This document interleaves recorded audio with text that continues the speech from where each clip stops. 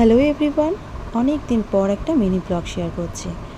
হঠাৎ দুপুরবেলা প্ল্যান হলো ঘুরতে যাব। বরমশাই তার গাড়িও বার করে ফেললো, আর মা বাবাকে আমি নিয়ে রেডি হয়ে চলে আসলাম রাস্তায় গাড়ির কাছে। প্রথমে মা যেতে চাইছিল না, তারপর বললাম চলো, যাচ্ছি ননদিনের বাড়ি, সেখানে তার মাকে না নিয়ে গেলে হয়? মেয়ে তো মাকে দেখেই সব থেকে বেশি খুশি হবে। আর মারও হাতে পায়ে একটু ব্যথা লেগেছে, যেটা মেয়েকে দেখে চট করে সেরে যাওয়ার সম্ভাবনা একটু বেশিই আছে। তো এইভাবে বেরিয়ে পড়লাম।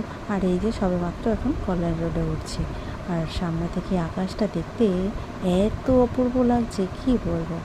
আগে মেয়েকে নিয়ে পেছনেই বসতো বাবা মা, হয়ে যেত। এখন আর হয় না।